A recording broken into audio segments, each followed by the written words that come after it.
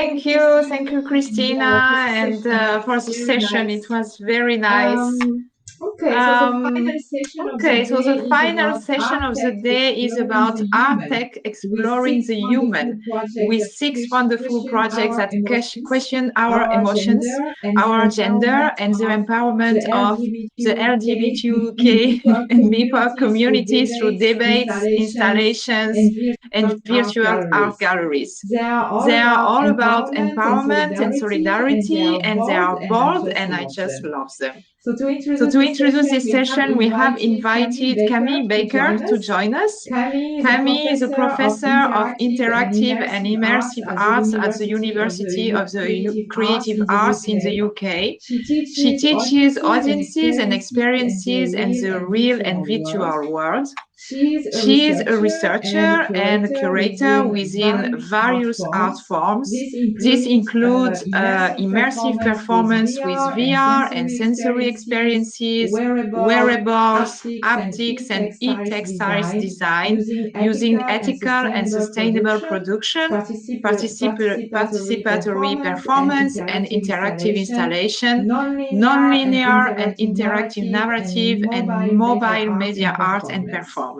She is also one of the staff members of Stars Ecosystem, and last but not least, she is an artist performer, and I'm very happy that she accepted our invitation today because she is currently very busy with her own exhibition, Interher, a new multisensory immersive art installation that explores the psychological issues of womanhood and the sense of self. As you can see, she was simply the perfect speaker to introduce the session on art tech exploring the human. Camille, thank you so much for your presence today. The floor is yours. Thank you. What a nice introduction. Yeah, so welcome everyone to this panel. I guess what I was invited to do was partly introduce the topics, but also sort of contextualize it, I suppose, in my own perspective and my own practice. So what I'm going to do is I'm going to share some slides, and Aurélie going to keep us on time. So if I'm running late, she can hurry us up. But if that's okay, I can. Oh, yes, open screen preferences. Thank you, Aurélie. So I will share. Okay. So I'm a little bit unfamiliar with how it works on this platform. So give me a second. If it doesn't work, then I will just talk. Screen sharing show. Oh, can you see anything? There are 61. Okay, that counts. I'm not sure if I can. Hold on, people. I will be as quick as I can.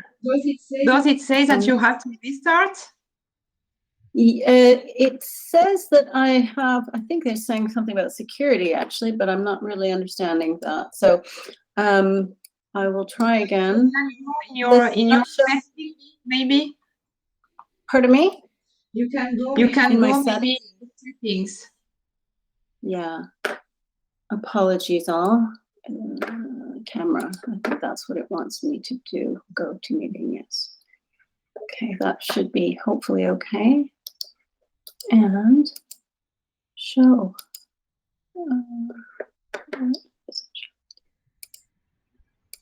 It says I'm showing something, but I'm not sure what I'm showing. For now, you are not showing anything. I can't see how to show. It's not very clear to me how to do that either. It says show, but nothing comes up. Oh, yeah. And it seems to be fine. Camera, microphone, camera. Seems.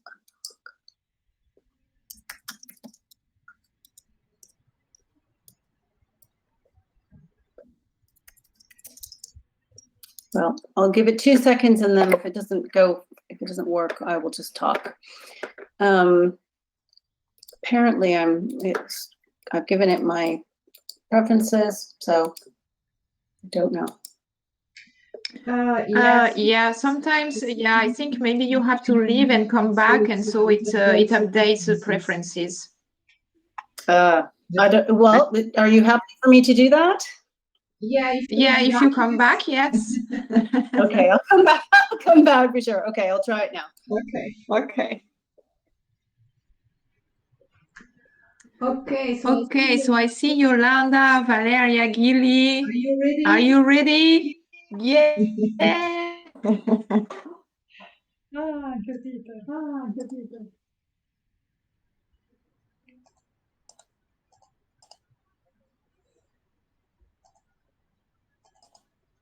So Camille came back. But there are two Camille, so I'm not sure where you are.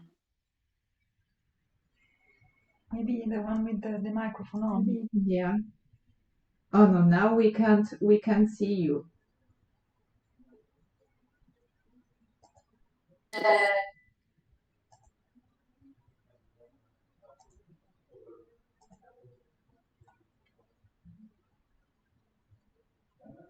I'm unmuted. Yes.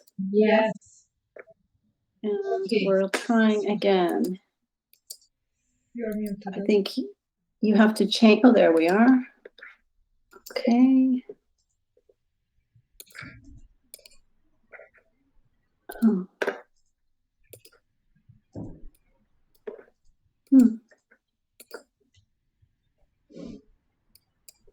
Let's show.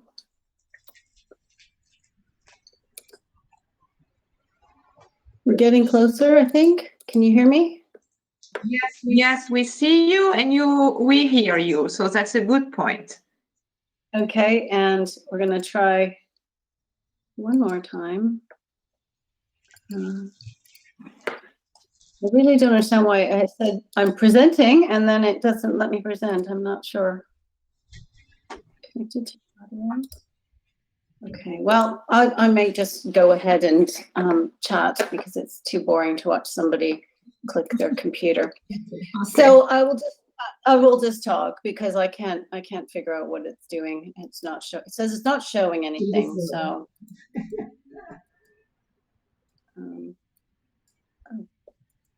something happened. Something may have happened. Something might be happening. Can you see my screen? No, sorry. We're getting closer. We're getting closer.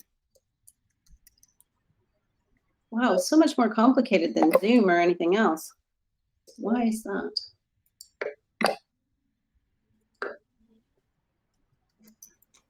Yeah, I'm sorry. I think I can't do anything more from my side. Well, it says it's showing, so that's what I don't understand. It says it's showing you, but I don't. Oh, it's waiting for the screen. It might be happening. Cross fingers. If it does, do you have some pain? I can just talk. I can just talk. Happy to talk. It's all good, but it does say that it's showing, so I'm not sure what's happening. And so it claims it's lying to us. It says that it's showing something. So I will just say, I was asked to talk about this particular topic, which is art and tech from exploring the human. And there was sort of a subtitle that I thought was interesting. Showing works are interactive and generative art projects exploring the human, rationality, emotions, gender, LGBTQIA+, and BIPOC communities empowerment through panel discussions, installations, and virtual art. So I had a thought. Well, I was going to show you some of my work, but we won't do that because we've wasted time. So I will just tell you where you can go and check it out. And in the meantime, I was really interested by this this question: how does the arts use technology, AI, robotics, VR, etc., to raise awareness on human issues such as feminism, consent, LGBTQ+, body language, and new perspectives such as platforms, and that such platforms can bring to the economy of the future. And I found that kind of A, a loaded question, but also B, I wanted to dissect it slightly differently. And again, I'm sorry you can't see my screen. But I thought, from my perspective, I can't speak from other people's perspectives, but from my perspective, there's a couple of issues here. First of all, and I can say this from I guess 25 years working in art around technology, or art meeting technology, art intersecting with technology, however you want to put it, that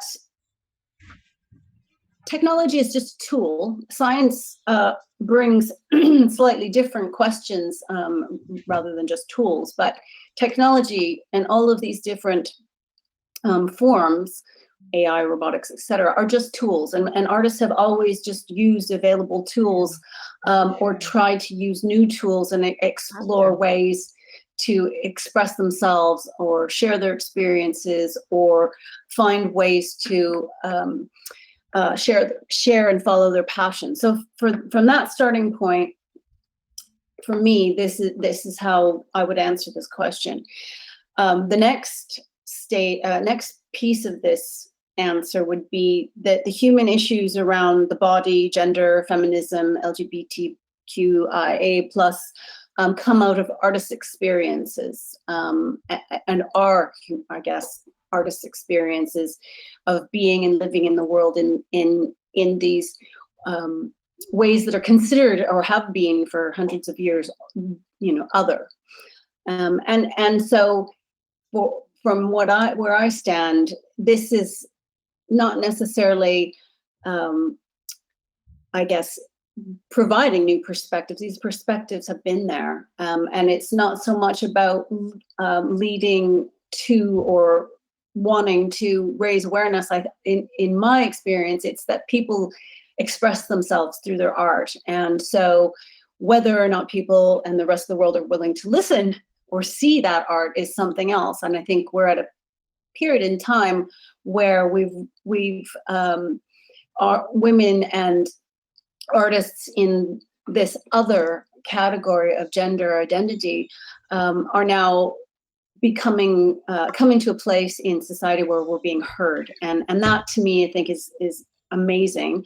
But like Carolyn Criado Perez in her book Invisible Women says, this other is about a world shaped by men with male bodies as the standard body, and these other voices, which women are actually 50% of the population, so it seems odd that we're an other, but this is the way it has been for hundreds of, maybe thousands of years. But that things are starting to change, and women and LGBTQIA plus are now in this position where we can say there are no standard bodies, there are many bodies, and we're we're all human and in some ways animal, and we need to draw attention to that. And what's interesting to me, I'm thinking 20 odd years ago when the Donna Haraway book came out, the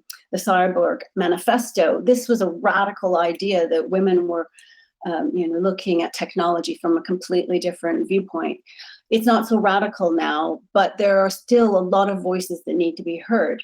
We're at a place that maybe the world is more ready to accept and experience these artworks and artists, and hopefully accept these perspectives, which I would say are not new perspectives, but now the world is ready to hear them. And that acceptance could lead to an economy of the future, as the question asks, really that is more varied, more exciting, more inclusive. I would also say that maybe it was a call to arms by Donna Haraway, but this idea of women and people in the LGBTQIA plus communities have often been drawn to, and again, this is my perspective, but what I've seen are drawn to technology and science fiction as a way to recreate reality, their own realities and experiences, and find alternative ways to tell those stories, to make those works, to add those perspectives that have been for so long ignored. So, and I would just add, in terms of my own work, and yes, I have an exhibition right now that's about the psychological experiences, as Aurélie said, but also the very embodied experiences of going through disease for women with uteruses and reproductive systems that happens from 30 onward, and not across the board, but quite often, and has only recently been taken very seriously and is only recently being even discussed publicly. And so my work was, I kind of call it edgy art. It's meant to be an artwork, but it's really about expressing the voices of women who've gone through these different experiences. So it's a combination of, awareness and just voicing those experiences for those women that haven't had a chance to voice them. You can find this if you check out my website, it's inter-her.art. I won't plug it too long, but what I'll say is that I didn't go into, this area to become a feminist artist. I was just wanting to work with new technologies and make work and curate work. And I also, like with Start's ecosystem and Start's projects, I want to help support other artists who are making exciting work at the edge of technology and art and science. And I want to sort of help the next generation get there. So without further ado, I would like to welcome you all to this panel, but also all these new artists, and maybe not so new artists, but these artists in this particular panel who are going to show their work, and thank them for their bravery and for raising their voices and showing their work. So I'll conclude there. Thank you, Camille. It was wonderful as always. So now we will start with the first pitch of this session with Gilly Ron and Irina Bogdan, who will present Gala 3A. Thank you very much for the introduction, Aurélie. And just bear with us for a moment as we share the screen. And 1 second as we go to this one. Whew, so many menus.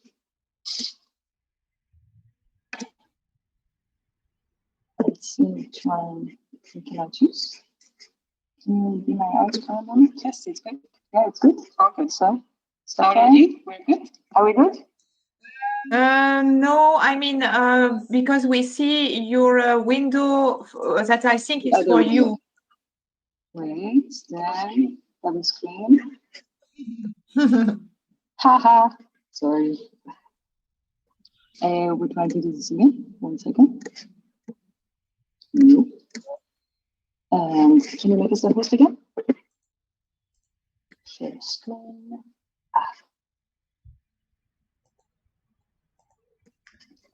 And there we go. Screen of monitor. Okay, are we good now? Yes, perfect. Yes, perfect. Excellent. Then thank you. We're so excited to present here. And before we start, we just we wanted to state how exciting it is to listen to Camille just now, being so cool and on point. When we started working on this project, one of our ways I'm sorry, I prefer to interrupt you now because first, we don't see you anymore. And second, we really sound is very, very bad. We don't hear you. So I don't know if you have a microphone. What about now? Yes, much better. Okay, then sorry for the slow tech solution. We just wanted to say how moved we were by the introduction from Camille, and how true it is that experiences are old and technology is new. And as we progress with technology and democratization of technology, all of these interesting and different and other voices come to play. And what we are going to talk about is letting promoting trust between humans and robots. And the way we do that has to do with letting a robot touch your face. And this is exactly how we feel about it. Like all of a sudden we get to talk about consent. And when you are not of the other, not of the woman, LGBTQ, etc., and you're placed in front of something that is stronger than you, all of a sudden you can sympathize with the other. So yeah, you really moved us. Thank you. And now without further ado, so good morning, afternoon, evening, and night to all of you watching us, and thank you for doing so. We are Project Galatea, a woman-machine collaboration. Second, between Giliwan, Irina Bogdan, and our beloved UL5 Cobot Gala, we are digital designers and researchers using cutting-edge technology. We're concerned with people's interaction with their surroundings, using sensors and immersive environments to provoke emotion and reaction, exploring through installation possible worlds, and using cutting-edge tech to ask questions about the relationship of people with tools and environments. Today, we present you our project in human-robot interaction. We develop gesture-based language between humans and robots for close collaboration. Robots have made their way outside the factory or lab and into our homes. It is not long before they progress from being visual and auditory assistants into physical care, co-creation, and cohabitation. But the problem is robots are still treated with mistrust. We believe trust is a matter of design. Our design process includes gesture language for robots to be understood, 3D scanning for accurate performance, and simulation to avoid any mistakes. Coherence, repetition, and accuracy are used to build trust. To challenge our interaction design, in this project, we are hacking makeup. Applying makeup calls for precision. Performed by another person, it requires tenderness and care. Letting a machine touch your face calls for accuracy, safety, a gentle touch, and a great deal of trust. Machine vision lets us explore new aesthetics, moving away from beauty norms. To test your responses to our human-robot interaction design, we designed an installation for public participation. It includes a set design for human-robot collaboration, tools for robotic makeup, and a real-time 3D scanning process to inform the robot's toolpath. With each 3D scan, machine vision creates unique, personalized makeup patterns. The possibilities are really, really endless. We achieved a fully working digital process, 3D scanning, robot painting, and robot gesture design. Now we want to ask you what you think of it. This is super important. We want you to test our design and give your input. This we plan to do with a public installation. We turn to you to spread the word. Festivals, museums, galleries. We want you to host our work so that the public can participate, test, and state their opinion about human-robot interaction design. We evaluate the cost of our installation at around 20,000 euros. Also, we are looking for partnerships, tech suppliers for robotic arms and 3D scanners, makeup companies. We want to work with you. Do you have a crazy idea to throw at us? Well, challenge us. We are up for it. Our aim is to bridge the trust gap between humans and robots. We choose touch because we want to introduce consent into the robotic discourse. Why is this important? Because the public needs a floor to state their opinion about technology and how they interact with it. We give you the stage, take the floor, say how you want to be approached and touched. It's been an amazing journey so far, where we collaborated with cinematographers, musicians. Our work wouldn't have been the same without them, and we want to invite more exceptional artists and specialists to join us, from philosophers to AI specialists, designers, and computer engineers. And if you want to see us live, check out our hybrid performance for the first time at the Jerusalem Design Week happening July 7th, very, very soon. We want to thank you for your attention, and we want to invite you to expand the world of Prodigality together. Join our community. Only with you, we can explore unforeseen, exciting landscapes of human-robot collaboration.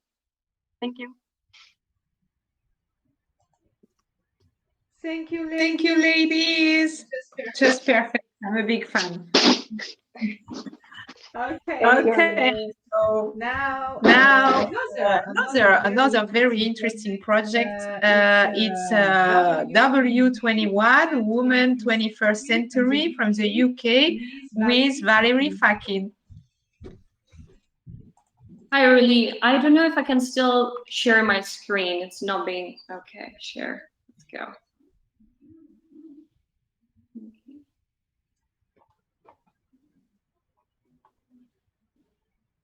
So hi, my name is Valeria, and in 2019, I met Indrani Saha at a conference at the Science Museum, and she introduced me to Delaney Linden, an art historian at MIT, who shared a similar interest on the intersection of art and science.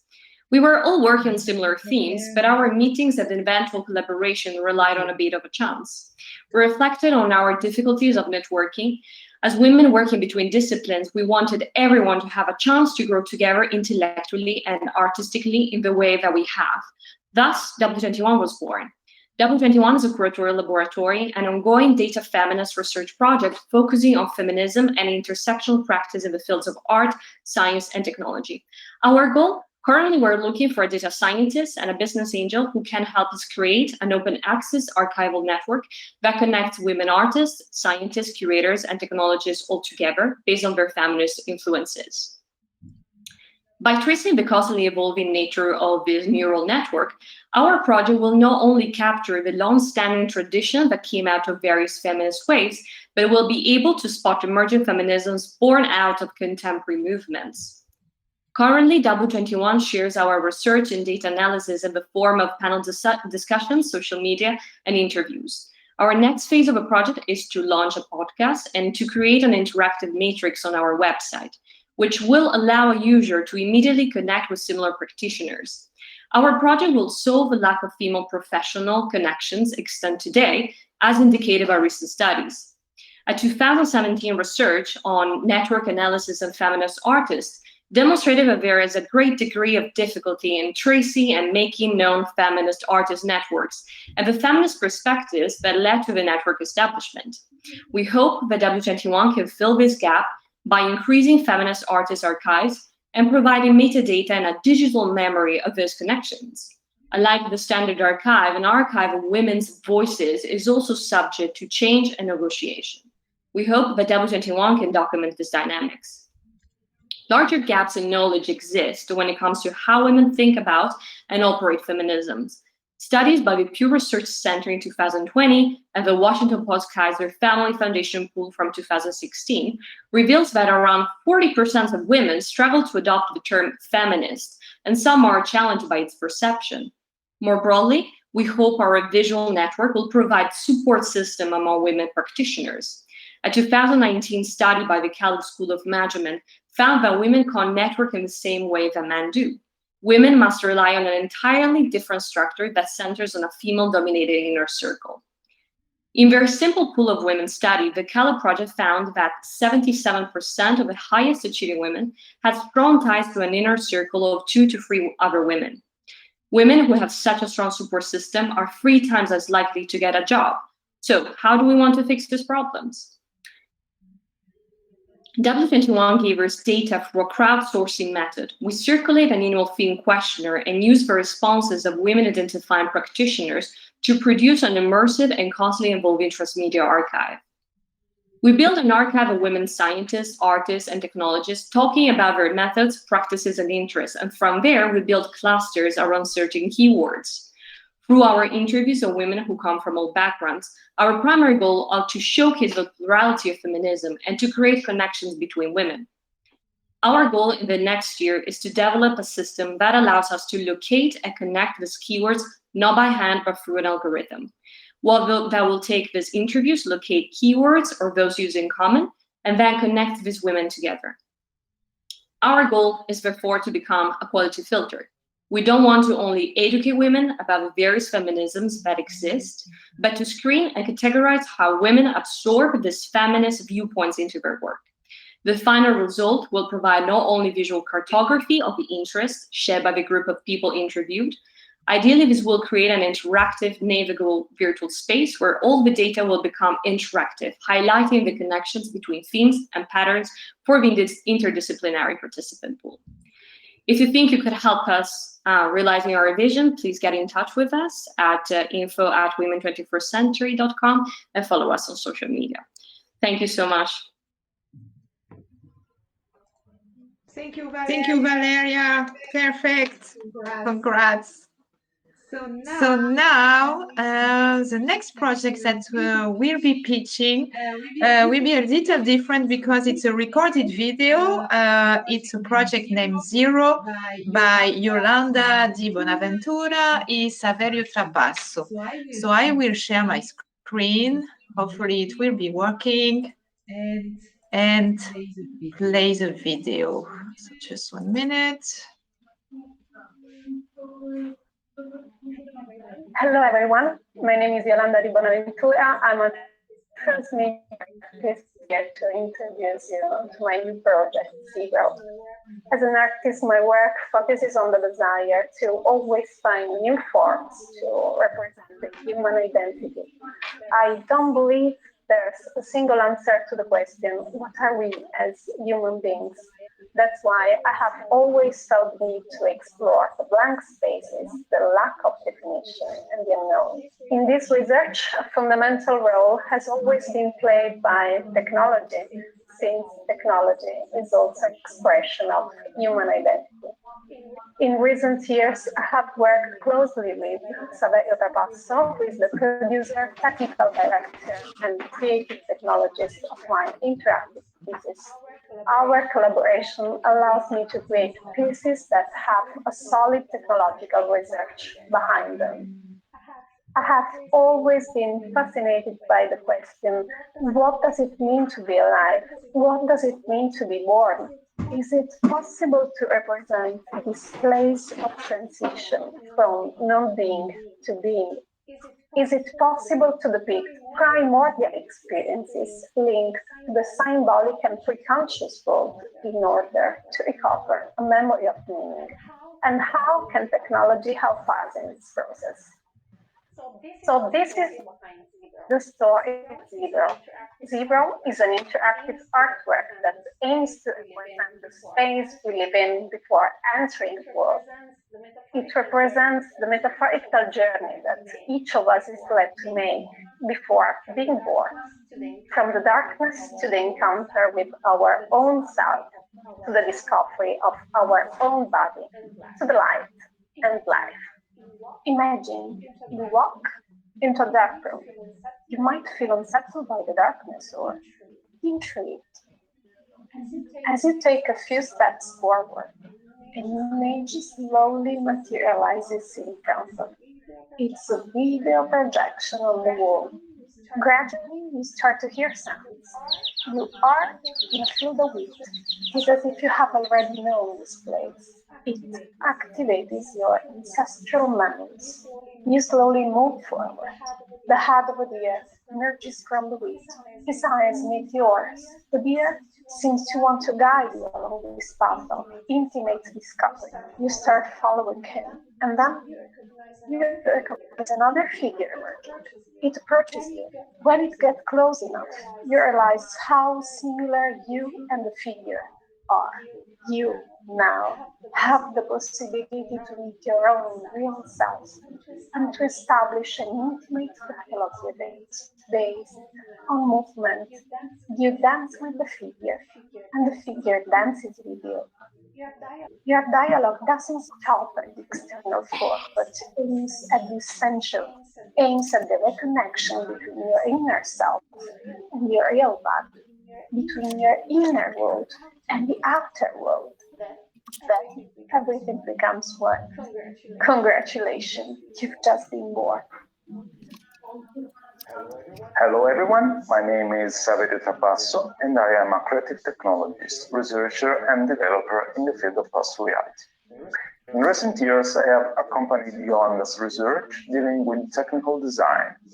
Zero uses a real-time render engine as well as an infrared camera system to track the user position within the space. In addition, infrared cameras allow us to track people movements, so they are faithfully reproduced within the experience. The narrative of the piece unfolds according to the viewer position in relation to the space. Moving forward toward the end wall will make the experience evolve. This is the way we designed the experience in order to recreate the idea of metaphorical path to birth, to the world, to self-awareness. We are currently looking for art curators and museums potentially interested in hosting the art project and partners willing to support us in its development and production path. Can art and technology help us rewrite our relationship with the experience of being alive? Can art and technology lead us back to our essence? We believe yes. So thank you for your time and feel free to reach out.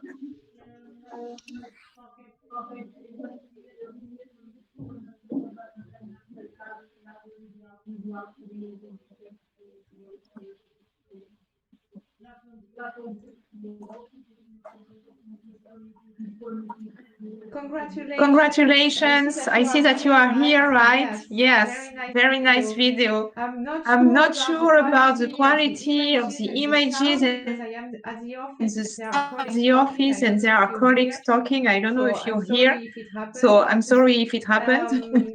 You tell me, Yolanda, if this video is on YouTube or somewhere public, or is what just for us? This video is on Vimeo. I just attached the link on the chat, so everybody who wants to go there and see it again has the possibility to do that. And thank you, Ellie, for sharing the video for me. And yes, thank you. Okay, thank you. Okay, so now we move forward with the next project, which is Melee from Julia Cosco. So Julia, make me up, hopefully it will work. Okay, so here we are. Check here, just a second, because with the chat cover the presenter mode.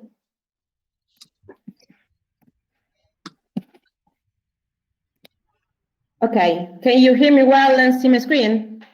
Yes, perfectly. Okay, there isn't anything on the right, okay, great.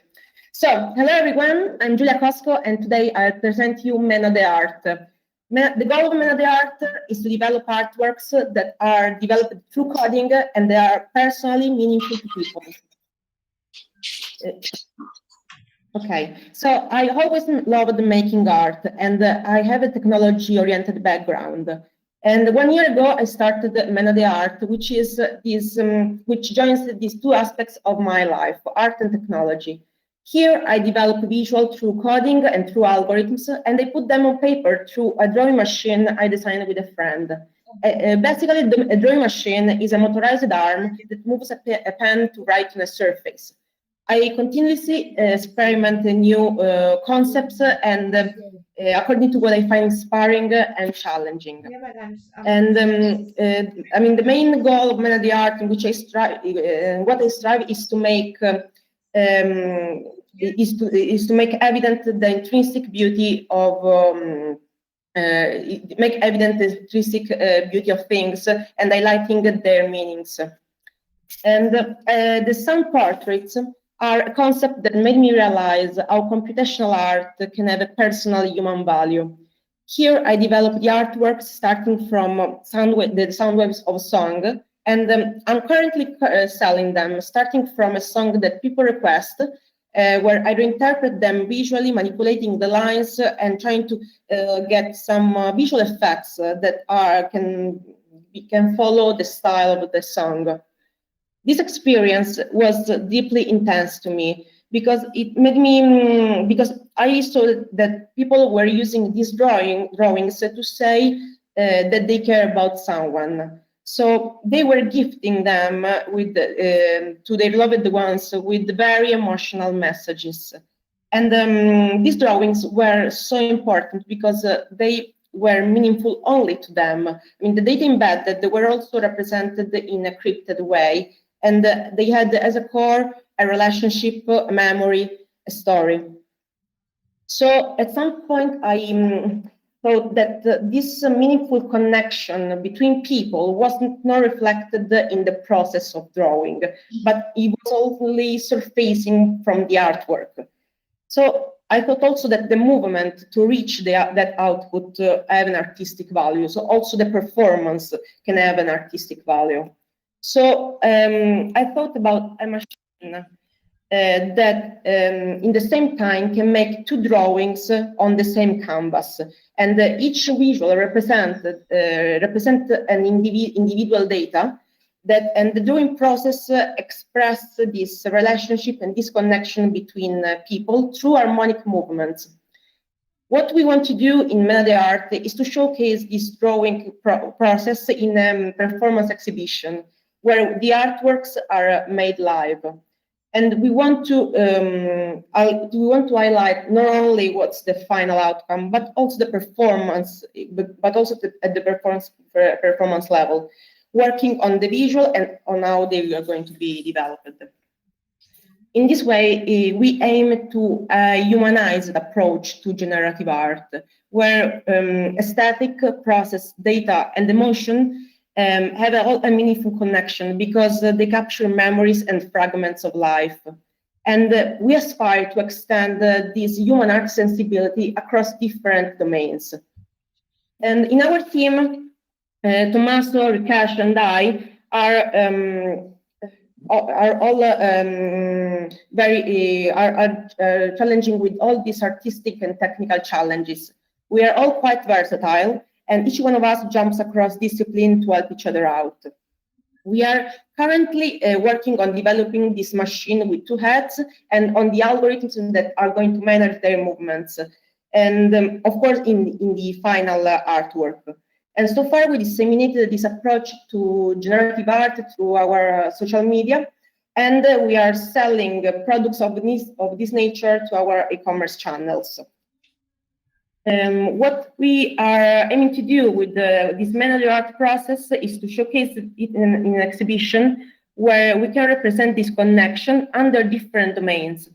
And in this exhibition, we want to personally involve people that will participate. The idea is to crowdfund this exhibition through Indiegogo, and the supporter will have the possibility to have the virtual and local access to it, but mainly to the possibility to book a personal art piece that is going to be made there live.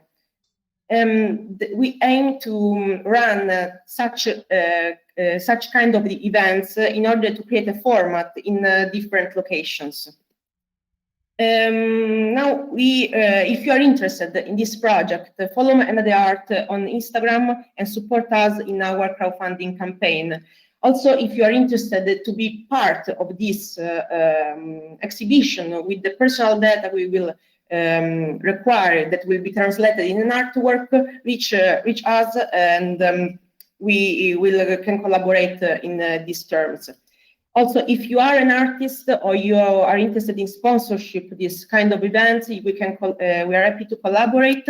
And even if you are aware about opportunities to provide funds or mentorship for the event organization. And now I can say only that I want to thank you all for your attention. I want to thank Starts in Motion for your very valuable support. Thank you. Thank you, Julia. Thank you, Julia, and thank you for your kind words. We will move forward with our transition with Elena Kaufman presenting Warzone. Just make you presenter. That's it.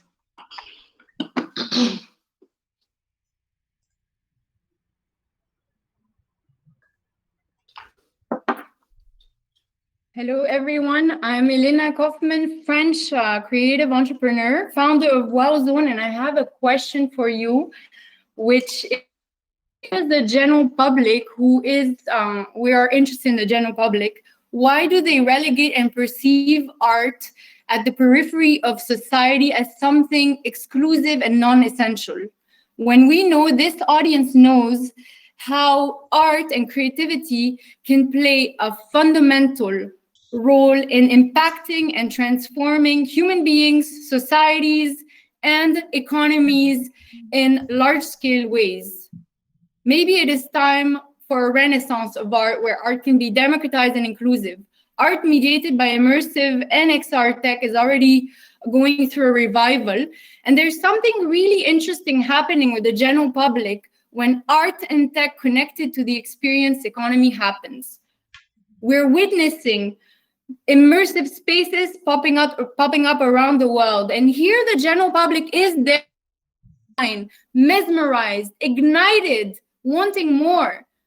But it seems that this type of art needs to be immersive, engaging. It needs to really be experiential. We're based in Egypt, which has a long history of art and culture, and also happens to have a very large community of technologists, and is also going through the experience economy boom. In terms of experience economy, Gen Z and millennials are here leading it. They are our target audience, and yet the experiences that we see here are extremely limited to entertainment.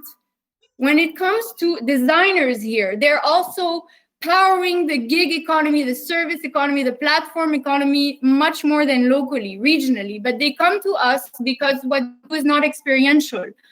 Technologists are powering the ICT market, much more than the local market, regionally and internationally.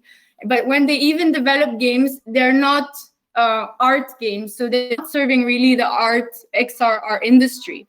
And in terms of visual artists, they're relegated to traditional spaces for very niche segments. There's very few opportunities for new media art learning and education. There's very access to tech, no experiential platforms that allow for people to know about this new form of art, and of course, no opportunities to really diffuse locally and make income. And this is where Wow Zone comes in. We're an experiential art tech physical space, actually hybrid and looking to expand online as well, looking to connect creatives, multidisciplinary creatives. We're starting with the international and local ones and the general public. And we're offering new multi-centered, human-centered, augmented, non-linear opportunities to experience art. And in the process, we're also looking to really provide needs such as love and belonging, esteem, and self-actualization by integrating our three pillars, the experiential pillar with the educational aspect and innovation. So we're really offering a journey from exploration. All of our audience are creative explorers who come to experience and then suddenly go through an experience of learning, and we then can be innovating. And this is also at the studio level, we integrate these pillars. Our market size, well, Cairo is 21 million people. We're located as the Wow Zone in a very strategic location in Cairo, in a 15-kilometer radius. Our target audience represents 5.7 million people. And we're only looking to target a market share of 0.8% by end of year one to be profitable and successful. We have a history of good traction with our mother company. 2019 really marked for us a pivotal year where we were accelerated by creative startups in the States, and the vision of Wow Zone became extremely clear. Since then, we've also been accelerated by the largest accelerator in Egypt, and we've been preparing, finding our space, fitting it out, doing a lot of POC and awareness raising, a lot of prototypes, and we're about to soft launch the Wow Zone. By October 2021, we'll be launching officially. We'll be focusing on our product market fit, awareness raising, doing strategic community initiatives, and our business model will be based on ticketing and strategic B2B jobs. Year 3 and 4 will be looking at expanding locally in Cairo to a much larger space as well as online. And our income stream will diversify to indirect and direct sales, and will also benefit from our IP through licensing. Year 5, we're really looking at expanding to the region and online with a marketplace and franchise model. We're really kind of unique in this space, offering experiential offerings in an immersive space with interactive and co-creative content, with the art, tech, and storytelling element, focusing on community engagement and having a studio with B2B elements. Our team is cross-generational and cross-cultural, combining between 10 to 40 years of experience in their respective field. We also have great advisors. And whether you believe it or not, this has been completely self-funded. It's born from a dream. So any financial support would really help us to strengthen our local team, develop more IP, and do more cross-collaborative collaborations with our international teams as well, and go online. Anything also in terms of expertise would be really, really welcome. We're thankful to STARTS for this amazing opportunity. Thank you. Thank you, Elena, for all this passion, as always. Love it. So now the last project of the day that will be presented will be, is Epoch by Peter Hu. Let me make you presenter, and thank you for being here. I think for you it's the middle of the night, right? It's 7:30 in the morning. I've been up since 1 a.m. I'm very impressed with everybody's presentation. That was amazing. I am very intimidating at this point. So let's see what happens here. Okay. Okay. Is everybody seeing this? Yes. Yes. Okay. Okay. All right. Hi, everybody. My name is Peter Wu. I'm an artist, and I'm the founder and sole creator of Epoch. Epoch is an artist-run virtual experiment launched in the beginning of quarantine. The gallery functions as an inclusive community-building platform with a focus on women, queer, trans, and artists of color. The inability of museums and galleries to adapt to an online world was rendered evident upon the arrival of COVID-19. With many institutions attempting to recreate physical engagement through online viewing, questions concerning the role of curation, materiality, and the museum itself have been raised. Epoch's unique approach to exhibition building seeks to address these issues by bridging reality with the virtual through critical and compelling presentations. The environments featured throughout our exhibitions strive to reflect movements and moments rather than acts of escapism and fantasy. With 8 exhibitions to date, featuring over 60 international established and emerging contemporary artists, the gallery seeks to create a new critical context to experience art while focusing on our mission to react to current social political situations. Currently, there's really nothing on the market that really compares to Epoch's level of execution, creativity, and continuing innovation. To illustrate our mission, here are a few examples of previous exhibitions. So we don't have the they're all available online. You can see them on all web browsers and all mobile devices and in VR on Google Cardboard. This is the 3rd exhibition that we've done called Fallen Monuments, and it was set in an industrial ruin, and it was created in solidarity with the Black Lives Matter movement. This exhibition is called Phantom Limb and was inspired and modeled after the demolition of the LACMA Amundsen building. Here, a rendered 3D recreation of this demolition functions as a metaphor for the fragility of art institutions. This formal gesture sets the stage to have urgent conversations concerning the role of diversity within these institutions. All the artists that were chosen in this show were all Latinx artists. This show is called Wonderland, which is a group exhibition featuring artists of the Chinese diaspora. The exhibition's context was inspired by Wonderland, an abandoned amusement park located in China. This exhibition was created in response to the ongoing discrimination and violence towards Asian Americans. Okay. With the emergence of non-fungible tokens, NFTs, many of our participating artists look to Epoch to bridge the gap between the crypto and contemporary art worlds. Being primarily artist-centric, the gallery has established itself as a virtual destination that challenges the status quo with with its critical and innovative approach to curation and exhibition building. Continue our ethos for innovation, we're introducing a progressive NFT and a model that has yet to be explored.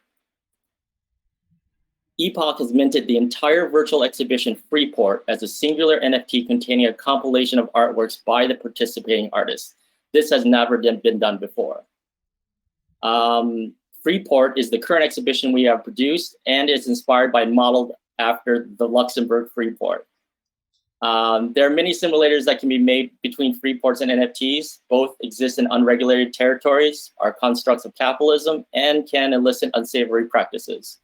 With a touch of irony, Epoch seeks to circumvent these similarities by offering a unique concept for an NFT built upon the following ecological, equitable, and sustainable model. Ecological. Epoch is working with Uncopied Art, who is part of the Starts in Motion family, to mint its NFT on the Algorand blockchain, which is the only pure proof of stake protocol and is 99.9% less impactful on our environment than proof of work blockchains. Equitable. Through Algorand smart contracts, we're able to split the profits between the participating artists and Epoch. 70% will be split evenly between all the participating artists, and 30% will remain with the gallery. 20% of royalties for the secondary markets have been established, which will be evenly distributed between all the artists and Epoch. Also, each participant will receive one artist proof edition. Sustainable. We hope that this equitable model will support the production of future exhibitions and all the practices of all of its participating artists. Epoch has chosen to forego an auction format in hopes to circumvent the accelerated speculation of the current market. This model is also socially sustainable, paving the way for communities of artists to recognize that we don't have to be bound to the structures of traditional gallery systems. These are some of the partners we're looking for. Institutions who wish to collaborate on new approaches in digital curation and virtual exhibition building, collectors and institutions with the ability to acquire the compilation artwork and become collaborators in supporting innovation and a model that encourages ecological, equitable, and sustainable practices. Algorand marketplaces and online platforms seeking to showcase innovative and critical VR exhibitions. Epoch has been featured in publications such as the Art Newspaper, Hygiene Magazine, Carla, and Hypoallergic. And finally, for more information about Epoch and to experience all our virtual exhibitions, visit epoch.gallery. The Freeport NFT is now available to purchase directly from Epoch's website. Feel free to email us and connect with us on social media. Thank you very much, and I guess I close the show out. Yes, indeed, and you did it very well. Thank you, Peter. Camille, I let you take over the conversation.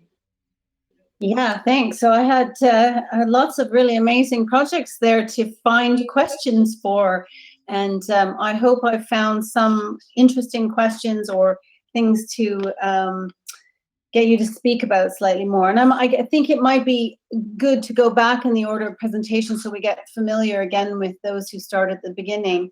So I quite like the first project. Well, I like all of the projects, but I had the opportunity to mentor the first project.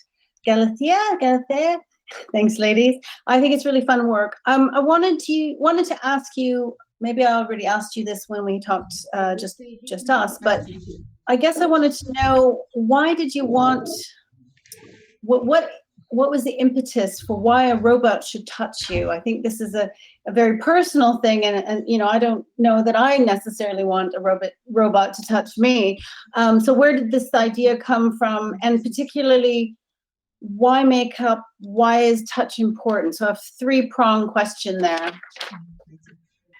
It's a good question and a very funny story.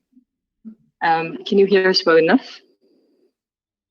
Excellent. Then both Irina and myself come from an architectural background. And what we love doing is computer-aided design and numeric fabrication. And we've been working with robots, CNC, 3D printing for quite some time, and kind of felt like there's something about the industry that was stuck. We got this access to the beautiful lab that you see here, BOL in Berlin, and this lovely robot. And we thought to ourselves, what would be absolutely madness to do? And we thought, okay, we are co-parenting a robot and we're teaching her, how to become a woman by all of the wrong steps that one could do. So we thought, okay, she needs to know how to put on makeup. So kind of like being really silly about it. As soon as we did that, so we 3D scanned, we created the tool so that the robot, because as you can see her, she doesn't have much. You need to create the hand at the edge of the arm so that she could hold something. So we did all of that, and we arrived at this critical point where you find yourself in front of a machine, you know what it's going to do, you simulated it a bunch of times, but it's really, really scary. It's a world of terror. And even though we wrote the code and we simulated and we tested and we know it's bulletproof, there's a jump in faith. And then we thought to ourselves, but this is really close future. I mean, we already have different types of robotic aids, and the next thing is going to be touch. But the thing is, it opens a whole discussion about how you want to be approached and how you want to be touched. We understood that the industry is not yet prepared for that fully. So we decided to raise the question of touch in the robotic industry. There's something about working with a robotic arm, unlike other interfaces that have sound or a visual interface to them. With the robotic arms, you don't. And this is a cobot. So this is a close collaboration robot that is used in a production line. And you're supposed to communicate it at some point. So all of a sudden, gesture got into the system. We started by copying our own gestures and teaching her how to do that.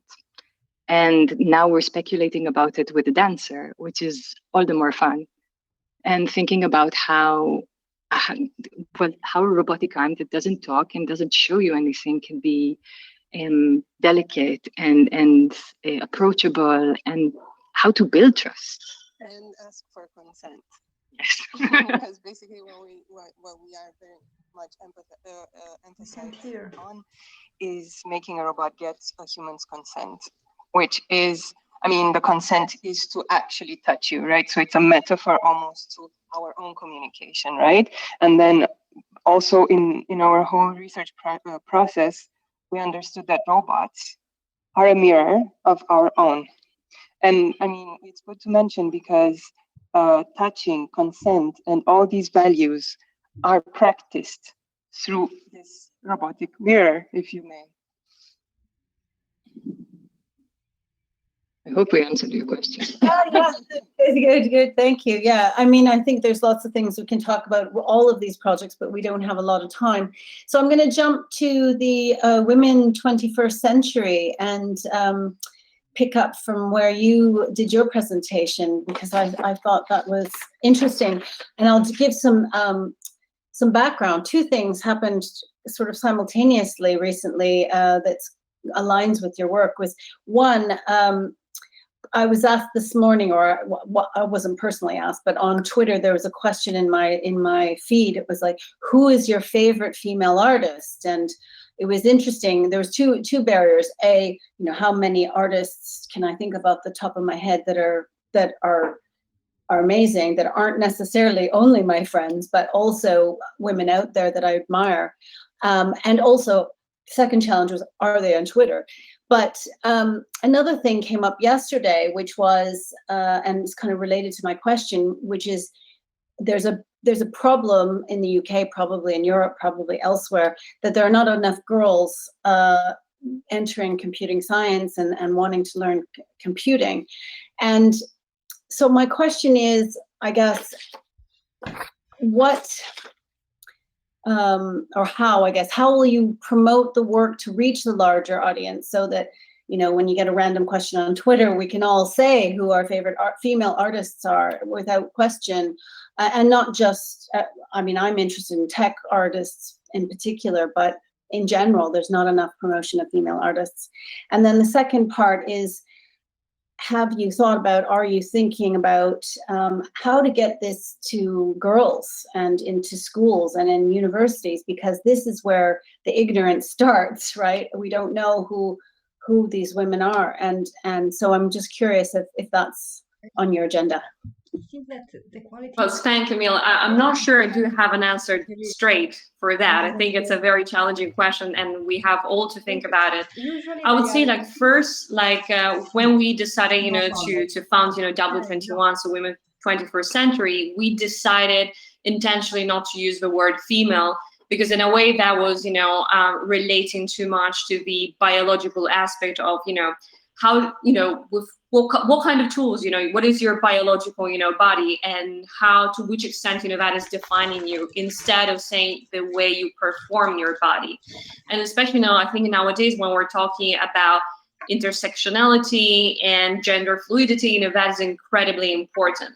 But at the same time, there was an aspect that kind of, got our attention, which is that it feels like, women's right now are being, confined, in the sense, that we can't even use the sense of saying, we have our own body. We don't have to mutilate it. We still have the chance to keep the warmth and still being recognized of a feminist. So the things, with feminism is that, it's extremely broad, it's extremely complex. And I think, it's important nowadays, to be able to give voices to all these different types of feminisms. And there's no just, one rule, to define yourself as a feminist. So it's interesting, when you move, for example, from the 70s, wave of ecofeminism, and then you go through, for example, Legacy Russell, glitch feminism. But, all of this, are thoughts and ideas that are connected. And that, it's a cloud sourcing methods, and that is explained, through networking theories. So, that for us, is a way to explain things. Like, for example, if you want to understand, how women, they create their work and specific, connections, to women's artists, I think is incredibly interesting, to see what are the networks behind those women. And I think, from an historical point of view, I'm an art historian, that hasn't been given enough voices. I remember there was an exhibition 2 years ago at the Barbican that was, trying to shed, some lights on how, women's artists, they were connected, to famous male men, and names.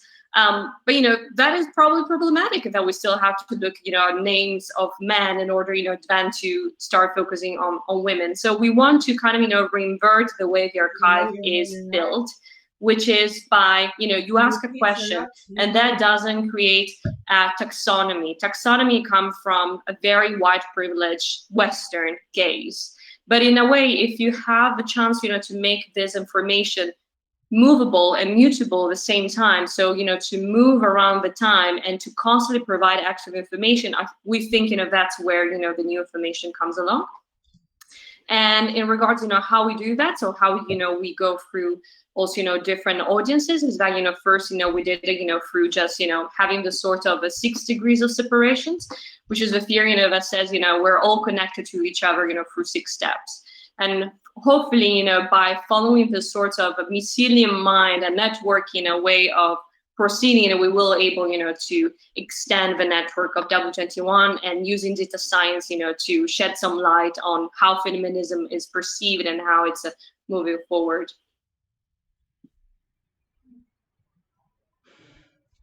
Thank you. That was a very interesting answer. And you probably in a good way, you didn't address everything that I had to put out there, because you're right. Maybe it's a bigger question. Maybe it's for all of us to think about. Okay, I'm going to move along. Thank you very much, Valeria. We'll talk to, who's presenting 0? Was it who's presenting 0? It was Yolanda. Yeah, we're great. I had some questions for you about, well, a question, I think, but what do you want people to come away with after they experience the work? Because it occurred to me that it's an incredibly powerful experience at the time, but what do people come away with? Or do you want them to have a more connection with the planet, with themselves? What are they going to feel a few days or weeks later, or what would you like them to feel a few days, weeks later? Yes, so basically the idea was to create this kind of universal place where we are all, where all we are before coming to the world. So the idea was to give the people the power to feel that they are alive. So, and how would that, I guess I'm wondering what's the manifestation of that, I guess, if there is one, perhaps. What do you mean with manifestation? Well, I guess you're wanting someone to feel something. How long are they going to feel it? Is it going to stay with them? Is it going to resonate? That's all I'm trying to understand, is like, what is the overarching kind of thing you want people to do? You want them to make change in their life based on this experience? Like, what is the goal? It is a very big question, and I don't think I, as an artist, have the power to influence the people so much or to foresee what their reaction would be. For sure, I hope my artwork will help them to recover a kind of connection between your body, their identity, their physical identity, their digital identity, the experience of being alive, and all the topics that we have touched in our piece. But I'm not sure what is going to be next in their life. I'm just thinking, because the thing that I've experienced, at least with immersive experiences, they're much bigger than just going and looking at a painting, right? They can touch you in very deep ways. And so I think your work probably has that potential. I just wanted to know your hope. So that's great. I think that's, we all need, especially in these digital times when we're looking at flat screens, more connection to our bodies, I think. And so this is great. It's a great goal. Okay, thank you so much. I'm aware that we have quite a few of you and I have lots of questions, so I want to power through if you can hold on with to the very end, Peter. And then I'm sure you're going to crash and go have a sleep. Okay, so we'll go on to Minade. Is that correct? Did I say that wrong? Minade? It's Menade. Menade. Thank you. Always need these pronunciation help. I have my own question, and then there was a question in the chat from you, Wei Lin, so I'll ask you both. So the first one is my own, is you talked about, and I saw this generative artwork, and you were saying how you wanted to connect it to the human. I guess I want you maybe to tell me a little bit more about how the audience can perceive that connection to the human a little bit more. Is it the gestural? And for example, I liked the idea of this live performance. Is it the artist performing with the work or the machine? I suppose maybe you can discuss that a little bit more. So that where's the human? How is the human evident? Even if you know, how do we know? There are two levels of approach to introduce a human aspects in generative. The main one, the first one is related to the inputs and the data that are related to people, which are going to be the input for the initial drawing. So I started this project using the sound waves of songs and audio of people. I mean, asking them what were their favorite song, but not mainly the full song, but some seconds that were very meaningful to them, or some audios. And the approach was like that they were using these songs to give them to people they love. And the thing was that the approach was kind of a crypted message, because it was a song that was very meaningful just to them. The other level is that I don't just take the data and I translate them through the algorithm through a visual. I mean, there is a reinterpretation of data that I do manually. So it's just a reinterpretation that is artistic, because there is a person between the rough data and the final artwork. What I want to do is to express this approach also in the movements that we're going to manage the drawing itself. I don't know if this answer to this question. I mean, also the other question was related to the data from what I start, because now I start from audios and songs.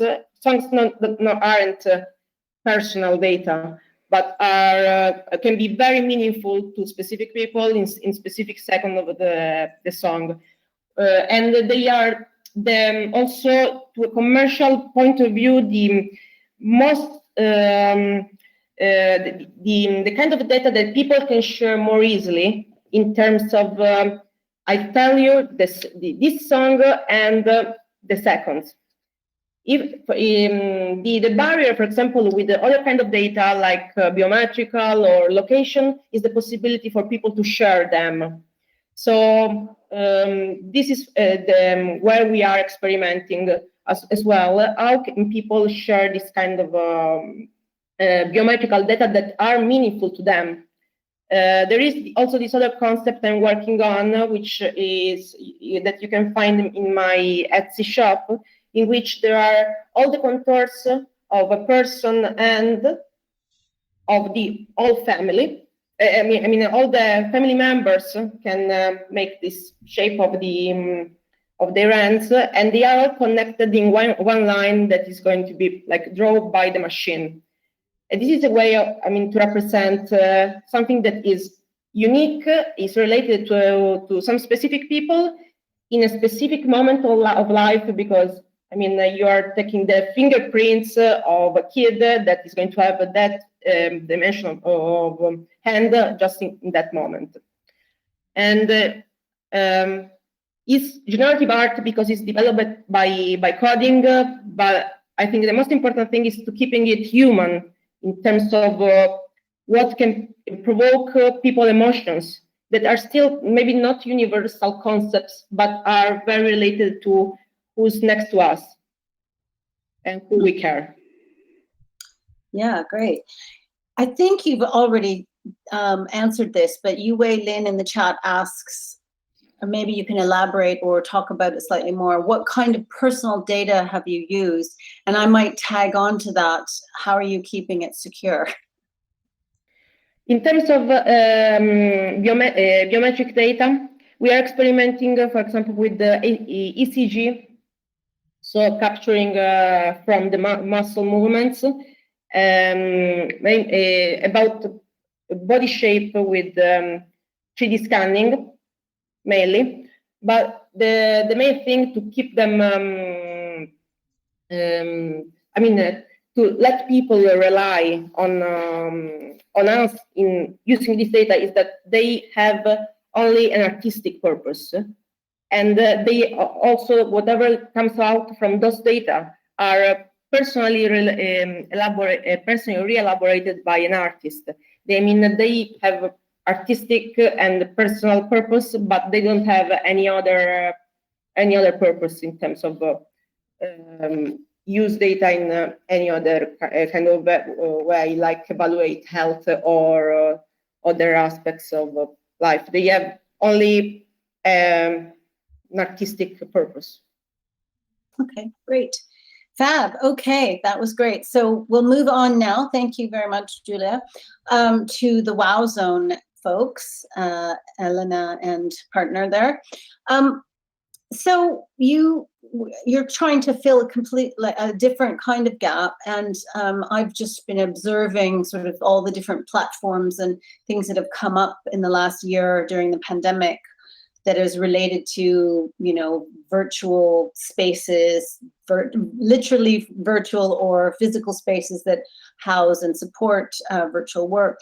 I wonder, and you did talk about this to some degree, but I feel like there's a couple gaps that I didn't hear maybe enough about, there's a gap between the tech and the art world, which I think you sort of talked about, but I think and this is what STARTS is all about, and how we can bridge that gap between artists and industry, but also artists and scientists and tech experts.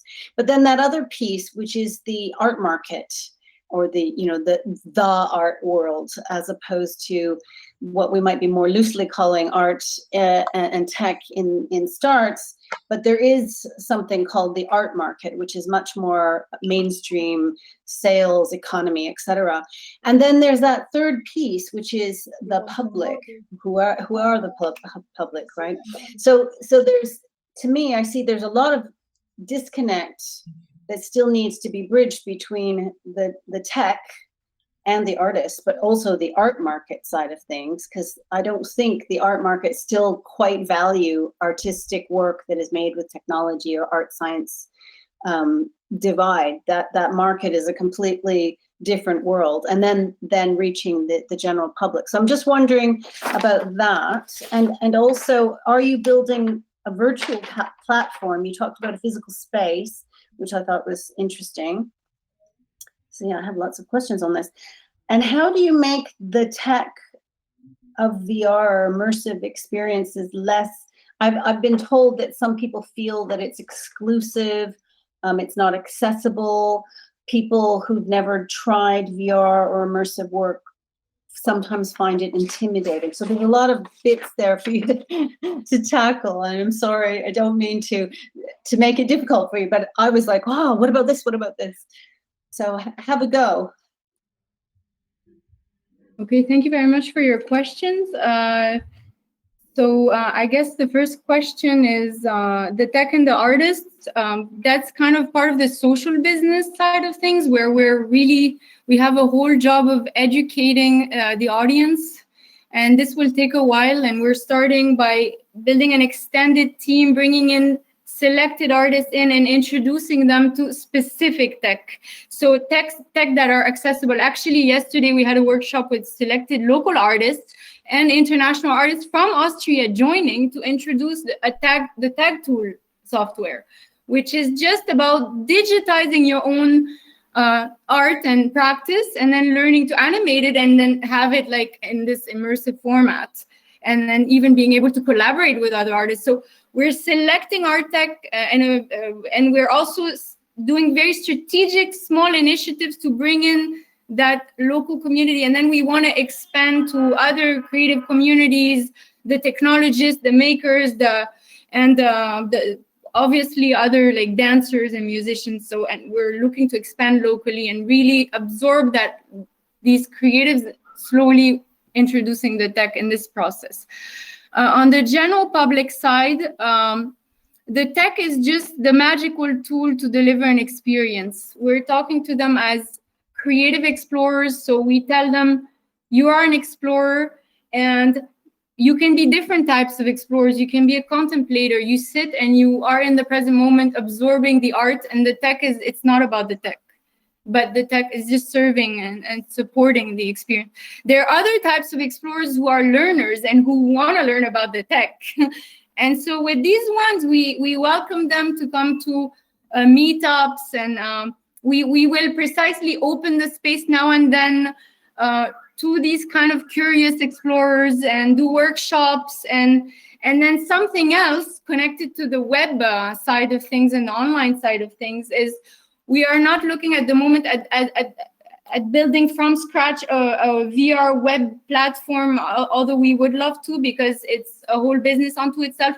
But we've already been in discussion with a platform that has been built in the States called You're Nowhere, where they're giving us access to their platform, and even we can create worlds in there. And so we think it will be amazing in the future to tell the audience who have locally experienced the work to say, hey, guess what? You have an opportunity to meet the international artists who created that in a Web 360 playful, immersive format, and create new kind of connections and dialogues. At the end of the day, we really want to connect creatives, local, international, and the general public, and spark dialogue, exchanges, and really lead to co-creation, including for our public. We want our public to have space to be not only explorers, but connect with the creative side, their creative side, and even be able to have a voice, an agency, give input, have ideas that can be passed on to the creators, so that we have like this virtuous co-creative circle. I don't know if I answered, but yeah. And sure. yeah, and yeah.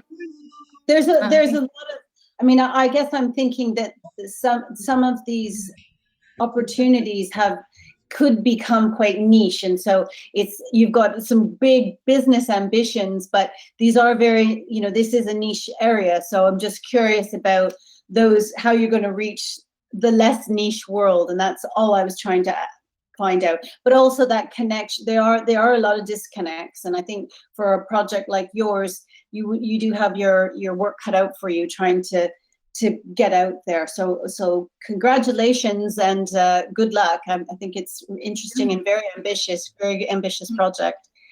Great, thank you guys. Moving swiftly along so that Peter doesn't pass out. We'll go to WowZone, last but very much not least. And I have some, I hope not tricky questions, but a similar questions, I guess, for you as for, EPOC, sorry. I was talking to WowZone, now I'm talking to EPOC. Sorry for the mistake there. Just similar questions, because you have also a niche kind of project, and how do you plan to connect with the sort of wider public, or is it an ambition? Maybe it's not an ambition, but also this idea of is the art market of interest to you? That's the question A, and the question B is slightly more naughty, maybe. Have you yet made any income from the NFTs, and how do you speak to artists? Because I know there are quite a few in my circle who are wary of putting their work in to be, sold by NFTs for many reasons. Part of it is the environmental, but the other is, this distrust of this kind of technology, and maybe there's some kind of, I can't even put my finger on it, but it's a distrust, I guess. So do you remember all of that? I think so. I'll try, Camille. The first one is I'm really kind of using everything as an artistic medium. So even the economic model is kind of an artistic medium in itself. So the next show I'm doing is more a democratic process, and it's going to be split up with more, say, editions at a lower price or whatever not. What's the second question? Answering the first question was much more. The second question. The first question was more about art market and reaching the public. And yeah. So I'm working with a bunch of companies. I'm working with talking with this. The problem is trying to create liquidity within the Algorand market, because at this certain point, we're really kind of facing the beast of Ethereum and trying to kind of get away from that. Now, Algorand is ecologically sound and carbon friendly, so that's the reason why we've chosen that to go with that.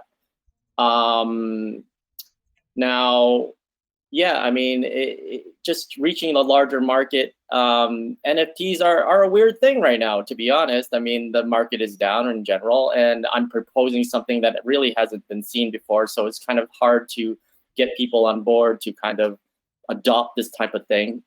But the artists are all behind me. All the artists are behind me. I even have this artist named Alice Bucknell, who has been very adamant against NFTs. So she's in the current Freeport show, and she's written in art form and flash art about really not being for NFTs. And she is signed onto the show because she believes in the model that I put forth and what I'm trying to strive for. I mean, the gallery is really, really artist-centric, and the artists are really behind it. Now, whether galleries are behind it, I don't know. I don't know. It's kind of, I'm a little bit of a, maybe really questioning their model by proposing my model in a certain way. But institutions are behind what I'm doing. I'm having an interview with the LACMA, which I really thought they hated me after I did the LACMA show that destroyed LACMA. So thank God they don't. And they're going to be interviewing me in July. So that will put a little bit more validation. So it's getting the word out, trying to get validating this whole project and validating that there is a space for this kind of market for NFTs in the certain way I'm proposing it, because it is a compilation of all the artists' work within this virtual space. So that's sold as one NFT. And other things I'm doing are some weird, I'm very subversive, and this is a very critical project. So like there's an art fair coming up here in Los Angeles, and I cut 500 like Google cardboards with the logo and QR codes. printed in China and they're getting delivered to me. So I'm going to go rogue and pass those out at the art fair, and so people can sit by the pool and gaze up on the VR exhibitions and whatnot. And there's going to be a show in Hong Kong in October. So there is traction. There's things that, I mean, the show, I started this without trying to make any money. At the beginning of quarantine, everybody lost their gigs and their shows and whatnot. So and every time I did these shows, it got bigger and bigger, and more great bigger artists wanted to sign on and participate, and they really believed in what I was doing. And yeah, I mean, it's all happened really organically, and I'm really happy with how it's going. And yeah, well, that's about it. Yeah, good. Okay, well, good luck with that. I think these endeavors are needed, but also they're very risky. And so my hat and heart go out to you for the effort you've probably already put into it. We're not going to take a risk, right? That's the whole point of this whole thing. What we're doing, we're taking risks in everything that we're doing. Every single person here is taking a risk and trying to explore something that was never been done, or trying to do something that's never been done. Brilliant. Yeah, well said. So great work, everyone. Thank you. And that's all for me. I'll pass it back over to Orly to close the show. And thanks, everyone, for your time and attention. Thanks everyone. It was really an inspiring day. I think for everyone, a lot of exchanges, and I would say high quality exchanges, which is not always the case. So I'm very proud of us. We worked a lot to provide a great event, and I think we succeeded. So congratulations to all of us. And I'm sure that after these presentations and all these sessions today, we have no doubt that art tech projects can shape the economy of the future, and that there is a huge potential in this field, and no pressure, but it's up to you now to continue and to develop your projects. I'm a little sad because this is the official end of our Start in Motion program, but I'm sure that it's just it's the beginning also of other things. We will be in contact. We will keep in touch for sure. I would love to hear from you in the next months and see what is happening with you. And if you don't tell us anything, we will ask you. No worries, and we still can communicate. If you have questions, we will. I think I can speak also of the name of Christina and Martina that we are here for you. And I hope you have made some connections today. You have in the chat, I think, very interesting contacts and people. If someone wants to reach out to Teams and doesn't have the email or the contact, you can go through us. I will also put in the chat, by the way, now. I think I didn't do it today. My email. And we are very late, but I think it has been a constant, in our program. We are always late in our sessions. But it was worthy. It was definitely worthy. So I think this is it. I would maybe ask everyone who had the courage to stay longer to put the camera on, and so we see each other's faces, and we can give a big applause to end this session to everyone. Yeah. I can't hear you, but I know you do it. Very nice people. Thanks a lot.